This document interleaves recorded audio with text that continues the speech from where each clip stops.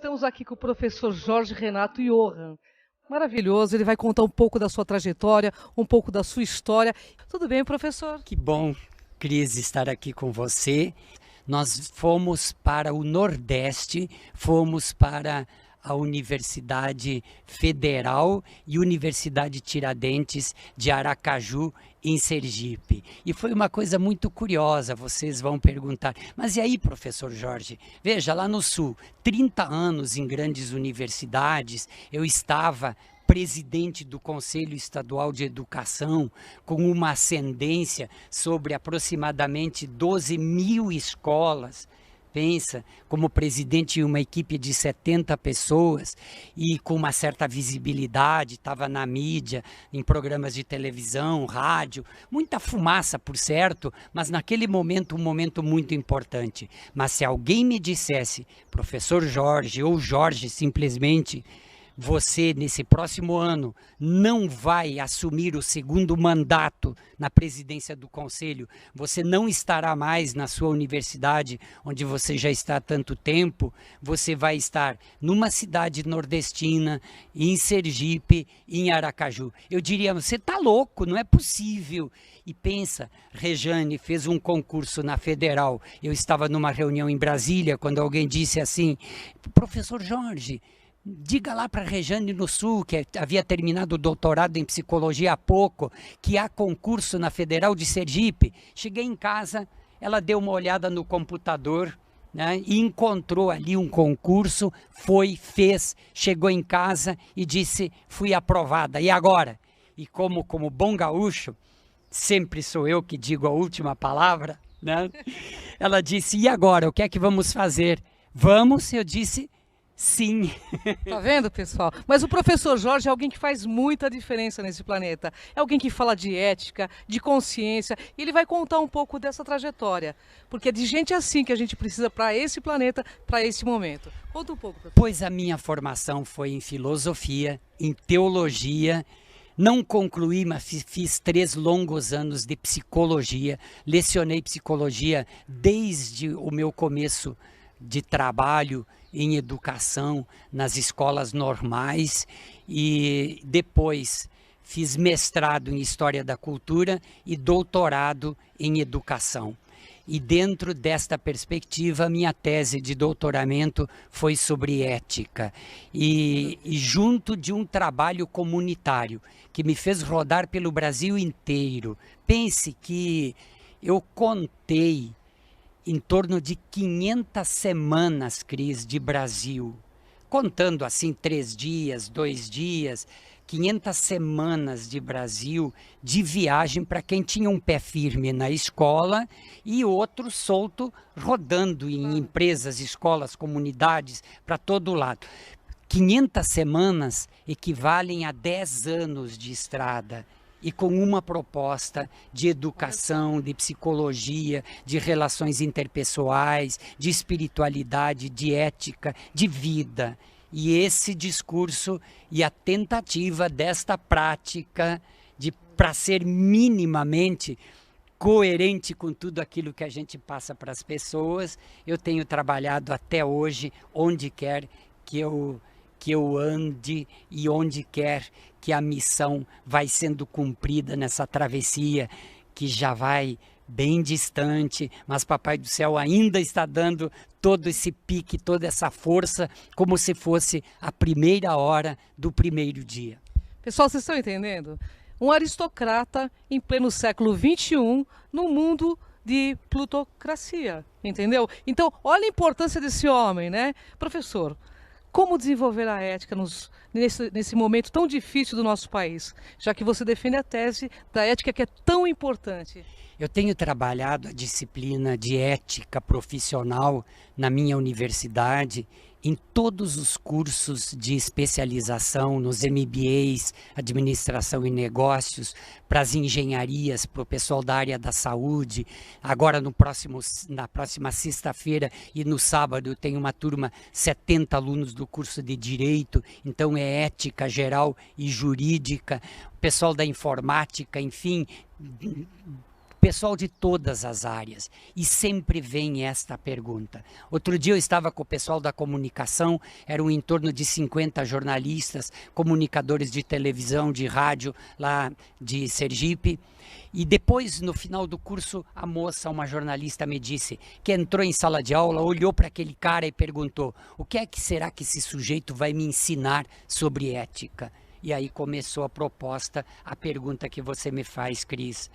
Eu respondi que eu não haveria de ensinar nada, mas nós haveríamos de pensar na possibilidade de um mundo bom para se viver, um mundo onde houvesse um bom lugar para todos os habitantes do planeta, não só os seres humanos, principalmente, mas os animais, as plantas, enfim, que essa verdadeira teia da vida pudesse realmente acontecer como ainda uma grande utopia, mas viável, como dizia Paulo Freire. Claro, ou seja, nós vamos construí-la. E assim vem essa pergunta: como fazer acontecer essa eticidade? Primeiro, a gente precisa ser ético. Sem dúvida. Né? Eu até pensei numa tese de doutorado e eu defenderia a impossibilidade de haver um educador sem ética. Veja a pergunta dos meus orientadores, ainda na orientação. Professor Jorge, o senhor é um educador? Eu já me achando. Eu disse, sim. Aí eles se olharam e disseram, temos certeza, nós lhe conhecemos há muito tempo e também confirmamos que você é um educador. Segunda pergunta, o senhor é 100% ético? Quando eles me perguntaram isso, eu caí de costas. Como é que eu haveria de defender uma tese que não haveria possibilidade de ser um educador sem ética? E aí a própria co-orientadora disse, porque a ética sempre vai ser uma aproximação. E aí começa a grande travessia da família, dos exemplos, da palavra insistente com filhos. Eles às vezes se enchem com a gente, mas é preciso insistir, persistir, mostrar e continuar fazendo a semeadura, ser coerente dentro de uma sala de aula, em todos os momentos da nossa travessia. Cris, não há uma receita de bolo, mas com certeza, a cada momento da nossa vida, nós temos que ser melhores para que o mundo seja melhor e a nossa travessia seja mais leve para todos os que nos rodeiam. Maravilhoso, né? Professor, é maravilhoso. Professor, nesse momento atual, com tanta dificuldade que o Brasil está passando, o que o senhor sugere para que os pais, a família, faça? Pois, dentro da mesma ideia de que a pergunta ansiosa é feita por todos nós.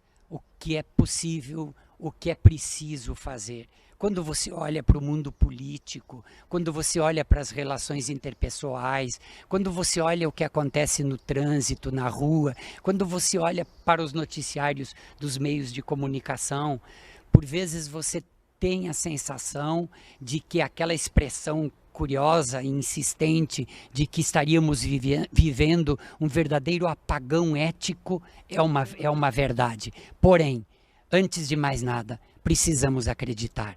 É possível, ainda há tempo, é preciso começar nos pequenos espaços, pequenos e vigiados, pela palavra, pelos gestos, pelo carinho, pela acolhida do Alex e da Cris aqui. Nós temos a sensação de também termos convivido na vida toda, porque a nossa energia, a nossa sintonia, a nossa busca e a nossa semeadura é a mesma nos diferentes espaços que ocupamos. Então é uma busca permanente, como na correção do título da minha tese, a co-orientadora disse, nós temos que nos aproximar mais e mais e mais. E é desde os pequenos gestos até grandes projetos de educação, tanto a educação formal quanto a educação informal, e aí os belos programas que vocês têm e que são oferecidos aí como um canal pela net, não é mesmo? Que nos leva para o mundo todo. Temos que ocupar todos os espaços, em todos os momentos, para que isso se transforme numa realidade. E, sobretudo, acreditar que ainda há como e ainda há tempo. É isso aí, pessoal. O professor falou e é verdade. É nos pequenos gestos que a gente pode fazer realmente a diferença. E começando dentro da casa da gente, né, professor? Sempre, né? Com coerência. Com certeza. E aí o desafio é imenso, todos nós sabemos, né? Como é que se estabelecem as relações com as crianças, com os filhos, as relações afetivas, relações sexuais, conjugais, enfim, como que isso acontece no mundo do trabalho. E aí eu tenho insistido, por exemplo, não quero ser exemplo de nada, mas eu atravesso a minha universidade o dia todinho, desde o moço que está limpando o banheiro ao reitor, as meninas que servem o cafezinho, os alunos, os professores, enfim, seja quem for, oi, tudo bem, como é que vai? Enfim, eu usaria uma palavra que eu roubei não sei aonde, fraternura, Cris. A fraternura, uma mistura de fraternidade com ternura. E não é difícil, não custa muito, mas vai fazendo a cada instante, a cada momento, e você vai ver que tudo fica tão mais leve, tudo fica tão melhor dentro da gente, a tão necessária paz de espírito e no nosso entorno, com certeza. No trânsito, deixa passar, Com certeza. abre, cai fora, Claro. que Deus o acompanhe, enfim, e assim a gente percebe que os anos vão passando e que tudo vai ficando melhor, com certeza, não obstante termos muita consciência do quanto ainda há um clamor generalizado para que mudanças profundas aconteçam. Mas o importante, pessoal, é que já está acontecendo. Está aqui o professor que está trazendo esse tema. É tão difícil falar de ética, né, no momento atual, porque a gente vê os governantes, toda essa parafernália política que está ocorrendo, tanta dificuldade, mas nós podemos fazer a diferença. O professor já está fazendo a diferença. Está gostando do assunto, né? Vamos falar um pouco dos seus livros, que eu sei que são 6, né? Na paz, você me pergunta como é que você vai, na paz, né? Então Sempre, tá. né, João? Que bom estar conversando com vocês no programa Berenice e você, que eu já sei do sucesso, já sei do quanto tem ajudado tantas pessoas em todos os lugares e agora participando. E você fala de livros. O primeiro livro, e aliás, quando nós nos encontramos, estava acontecendo o lançamento no Rio de Janeiro das edições paulinas, na época, de um livro intitulado Modificação do Comportamento e Autorrealização.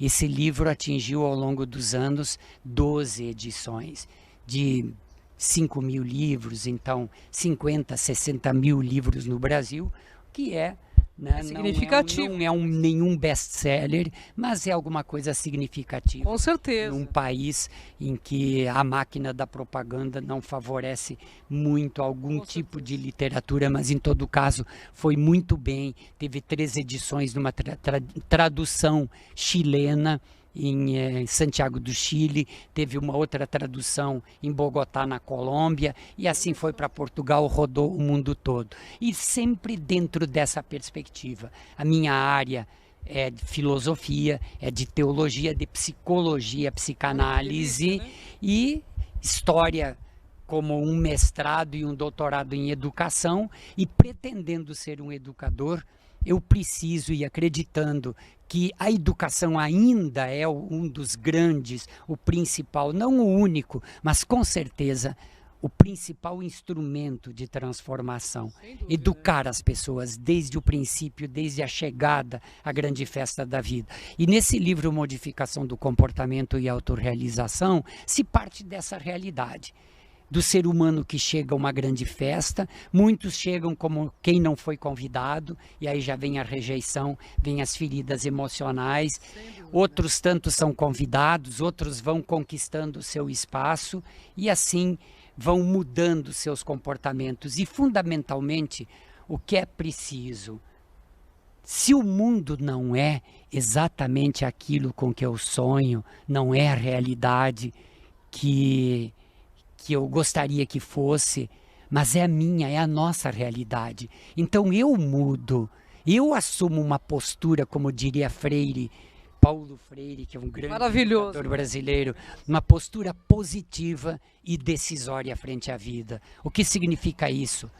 Uma atitude de avestruz, de quem esconde a cabeça para não ver o problema? Não. Exatamente pela consciência que eu tenho, Cris, e esse meu povo todo que está acompanhando, está ouvindo, a consciência que eu tenho do quanto nós precisamos transformar a nós próprios e transformar o nosso mundo, é que eu preciso assumir uma postura de esperança. Ou seja, a esperança é uma consciência clara de que, por mais grave, por mais difícil que possa ser o momento que alguém estiver passando, seja do ponto de vista pessoal, do ponto de vista individual ou do ponto de vista coletivo, tem jeito. Certeza, né, professor? Através da consciência tudo tem jeito. E assim, uma sequência de livros dentro do mundo acadêmico, livros de metodologia da pesquisa, um outro livro que fala da educação e a utopia da esperança, que vai desenvolvendo no meu universo como que a educação precisa ser a grande ferramenta a serviço da construção desse mundo melhor, a utopia da esperança. E há uma distinção rápida entre esperança e otimismo. Ser otimista é muito bom, Cris, é muito bom. Só que quando eu faço essa distinção é apenas para destacar que ser otimista, quando o céu é de brigadeiro, o voo é tranquilo, não é difícil. Mas quando você enfrenta as dificuldades, as tranqueiras da vida, quando você esbarra diante de desafios por vezes assustadores, é aí que você testa a sua maturidade, a serenidade de espírito e assume uma postura de enfrentamento. Quer dizer, ou a gente foge, ou então toma consciência e vai à luta. E uma certeza, minha amiga querida, sempre vem uma luz. Quando você pensar que não tem mais jeito, de algum lugar virá uma luz. Eu não tenho dúvidas, né? O professor falou de consciência, de buscar essa força no interior que todos nós temos, né, professor? E eu, no meu ponto de vista, a gente vai mudar esse mundo com educação, com bastante ética mesmo, desde o começo da infância, né, professor? O professor fala de uma unidade, humanidade, gente. Vamos voltar a ser humanos, né? Então. E essa questão de ética está muito ligada à coerência, né, professor? Com certeza. E o último livro agora, que vai ser lançado em breve, a editora já está trabalhando, já foi entregue, já foi aprovado pelo Conselho Editorial. Dentro de algumas semanas também, de alguma forma, eu vou passar essa notícia para vocês quando acontecer. Um novo homem e uma nova sociedade, construindo a cidadania. Um novo homem e uma nova sociedade. E aí alguém vai perguntar, professor, mas você não está contente não? Quer dizer, que novo homem, que nova sociedade é essa? Ora, tem tanta gente querida, tem tanta gente harmoniosa, tem tantas coisas bonitas, esse mundo poderia ser um verdadeiro céu já desde agora. Agora, temos que dar uma ajustada. Temos que dar uma arrumada. E aí tem mais um texto em que eu vou partilhando e através desses meios maravilhosos aí da internet, né? E da net, quem sabe, logo, né? Para poder colocar essas ferramentas ao alcance da nossa mão, do nosso braço, para que essa realidade aconteça o mais breve possível. Professor, eu quero que antes de a gente terminar, né, nosso programa, que o senhor mande uma mensagem para todos os nossos ouvintes.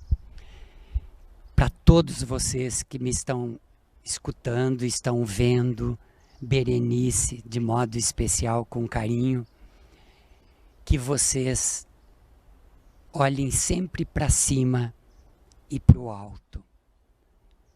Que vocês jamais esqueçam que, por maior que seja a tempestade, sempre virá de novo a bonança. Ou seja, por maior que seja a escuridão, sempre virá a luz. Eu repito tantas vezes para mim mesmo, por vezes diante de dificuldades pequenas, às vezes um pouco maiores, e que eu não vejo o caminho, eu repito, eu preciso, eu quero, eu vou. Eu não vejo bem como, nem de onde, nem mesmo quando, mas uma certeza. eu vou encontrar o caminho. E a minha oração, Cris, ela é muito rápida. Talvez eu até devesse orar formalmente mais. Mas de qualquer maneira, tem uma oração de todos os dias que é um salmo, que diz assim, ó: entrego em tuas mãos o meu caminho. Confio em ti e sei que tudo farás. Eu sei que eu tenho que levantar de manhã às 6 horas e correr 3 turnos por dia. Mas enquanto Ele me dá luz, enquanto Ele me dá a vida, a missão não está cumprida. E aí eu repito, entrego em tuas mãos o meu caminho. Confio em ti e sei que tudo farás. E sempre, sempre, sempre vai acabar dando certo. Bom, ele é filho do dono do mundo, nós somos filhos do dono do mundo. E sempre dá certo, né, gente? É uma questão de confiança a nossa relação com Deus, né? Se você confia, com certeza o caminho está aberto, né? Com certeza. E assim eu deixo um grande abraço a todos vocês. Agradeço por essa oportunidade e desejo que esse canal vá semeando essa ternura de que o mundo está tanto precisando em todos os lugares e a cada momento do nosso dia a dia. Fiquem com Deus. Gratidão, professor, uma honra enorme falar contigo. Para mim foi um presente estar aqui, um presente do Cara do Alto. Gratidão, uma honra estar contigo. Que bom.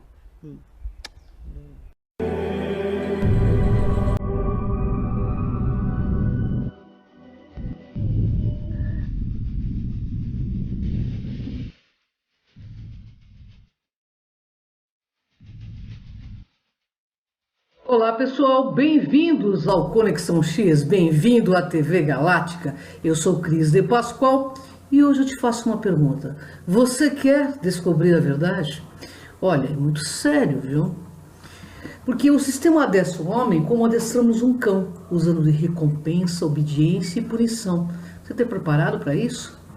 Vejam só, pastores e lobos têm algo bem comum.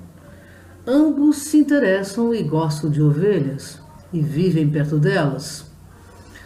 Uns buscam despertá-las para o bem das ovelhas, mas os lobos da matrix religiosa buscam os bens das ovelhas, arrancando suas peles. Bem, pessoal, por isso, através da investigação Quem somos nós, ou o pensamento Quem sou eu, ele vai destruir todos os outros pensamentos e, como um galho aí usado para cutucar uma fogueira queimando, ele mesmo será destruído no fim.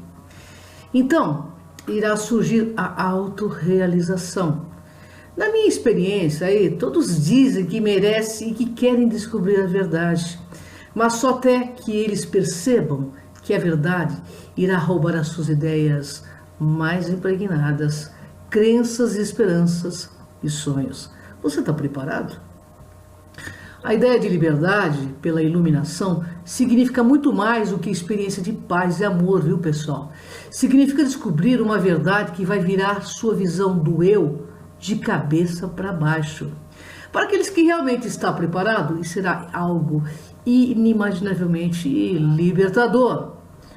Mas para aqueles que ainda estão apegados de qualquer maneira que seja, isso será extremamente desafiador de fato. Mas como saber se estamos prontos? Você está pronto quando estiver disposto a ser absolutamente consumido por um fogo sem fim.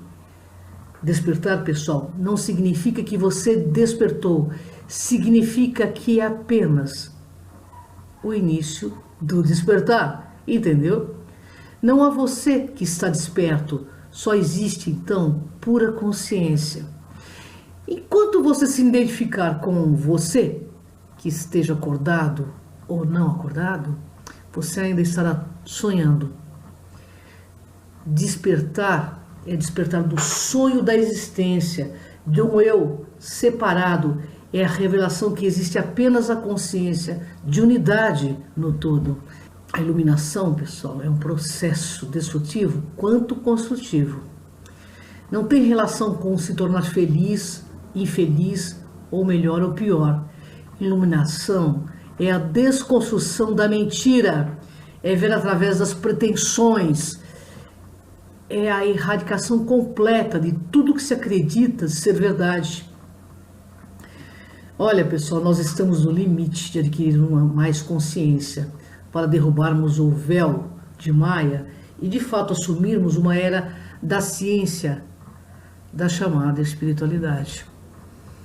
Um momento em que ciência e espiritualidade se dão as mãos. E é claro que não é possível despertar todo mundo da sua escravidão mental, porque algumas pessoas estão cegamente apaixonadas por seus mestres, que são servos fiéis aí da Matrix.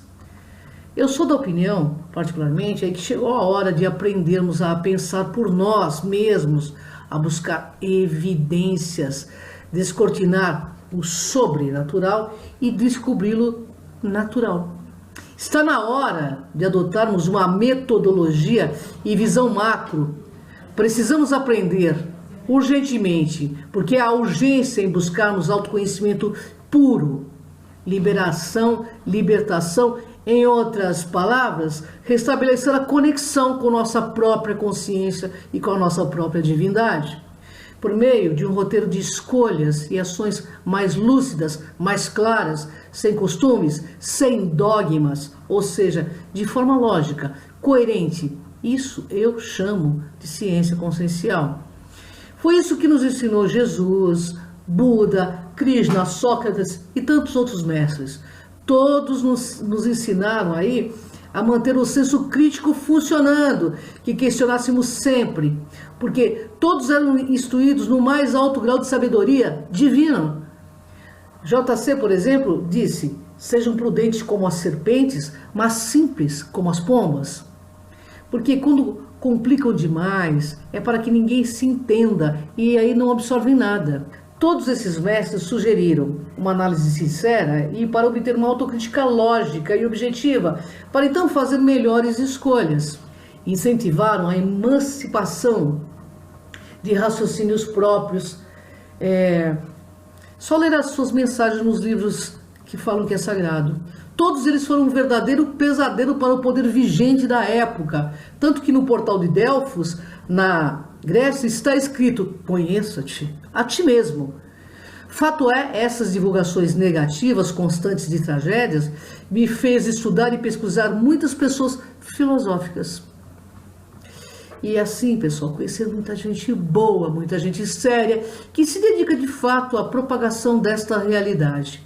Mas também me fez conhecer muita gente fora de contexto, que delira realidades, alucina e manifesta animicamente coisas estranhas, que fazem aí o bom e velho Sócrates e Freud virar no túmulo. Me fez conhecer um bom punhado de pessoas das quais não haverá extraterrestres, espíritos ou qualquer entidade que os colocarão no rumo, se não trabalho sério de um bom psicólogo ou psiquiatra. Tem gente delirando, pessoal. Tem gente alucinando, sim, vendendo ilusões e se colocando como profeta salvador do fim do mundo, falando em nome de ETs, espíritos, anjos e aí vai, arrastando dessa forma um enorme grupo de consciências desinstruídas, emotivas, carentes, que tende a seguir qualquer asneira que se diga para aliviar os próprios sofrimentos e buscar algum consolo, o que é de um mau gosto, né, pessoal? Absurdo. Como se já não bastasse os religiosos que fazem escambos espirituais em nome de Deus. Ligue a sua TV agora e veja o que a religião fez com o nosso mundo. Guerras, chacinas, massacres e intolerâncias, mutilações, misérias, homens-bombas. Gente que se diz falar em nome de um ser divino, conduzindo milhares a lugar algum ou a sua própria destruição. Eu sou da opinião de que muitos líderes religiosos inverteram demais os valores sagrados aí da consciência e se dividiu entre egos siderados que disputam entre si o cifrão de ignorantes. Manipularam até este momento, mas agora podem sair de cena porque estamos no momento de revelação. Sou da opinião que chegou a hora de aprendermos a pensar por nós mesmos e a buscar evidências, experienciar, descortinar o sobrenatural e descobri-lo tão somente como natural, normal. Estamos vivenciando a chegada de uma era onde a ciência, aliada à espiritualidade, descortinará em um universo de possibilidades. Porque a ciência, pessoal, está começando a se voltar para a transcendência das coisas, no qual estamos todos inseridos. A metodologia e grandes mensagens deixadas por essas grandes águias são um legado essencial que agora vem sendo aplicado para desvendar questões mais fundamentais da nossa existência. Mas isso não é o suficiente. É preciso também que cada um de nós se torne um autopesquisador das próprias experiências e desta maneira consiga se autodescobrir, se compreender, buscando se equilibrar neste cenário e neste mundo das ilusões chamado Terra. Mas para isso, pessoal, é preciso que cada um de nós encontre mais razão em meio a tantas bobagens, abstrações e teorias apocalípticas.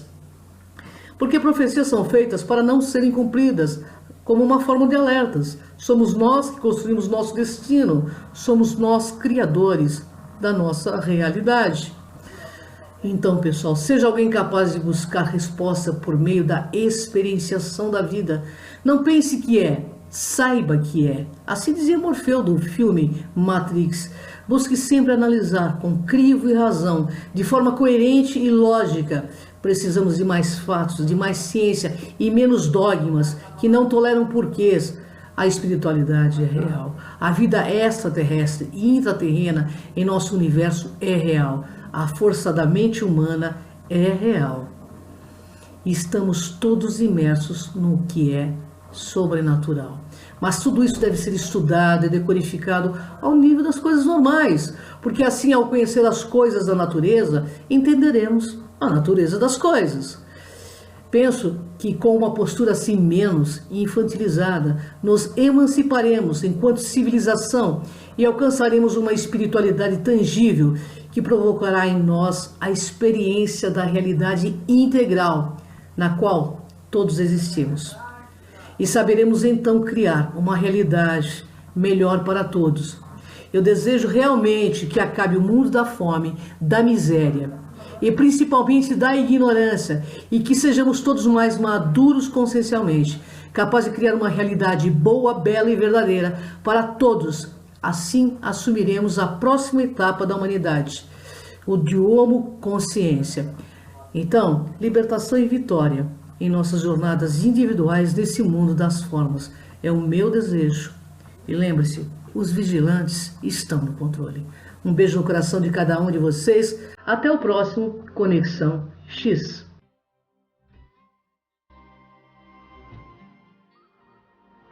Isso que você chama de realidade, fato, verdade, isto que você se apega, este piso, essas paredes, este corpo, este medo, isto eu chamarei de ilusão. Já o velho Platão nos deu a chave. Isto tudo é criação sua, principalmente o medo que você coloca em todas as coisas com perfume. Porque você, alienado na vida da Matrix, vive criando gaiolas na mente para morar dentro delas. Pensa no limite e ele se materializa. Pensa no final infeliz e vive para evitá-lo, e vive infeliz.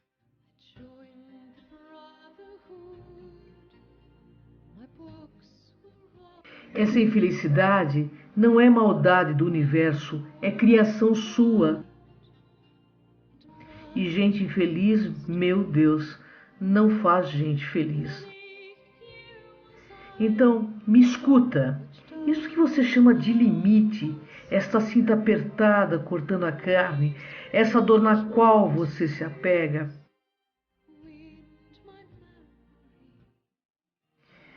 e chama de realidade, isto eu chamarei de ilusão.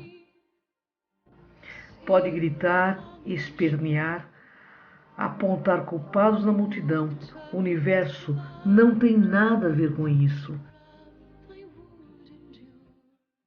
são escolhas suas. Você aperta esse cinto todas as manhãs e busca o furo intolerável e escolhe ser o arauto da dor.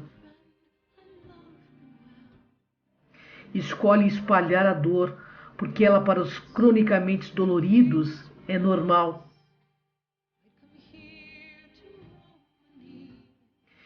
Eu te desautorizo e arranco de você qualquer justificativa. A realidade é uma construção, o sólido se desmancha no ar. Todos os dias, pessoas negam a ser felizes e tornam cúmplices da felicidade dos outros. Qualquer felicidade.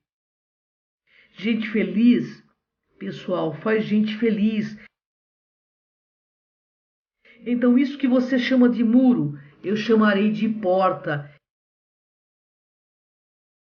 E atravessarei. E ainda que estiver de costas, você saberá.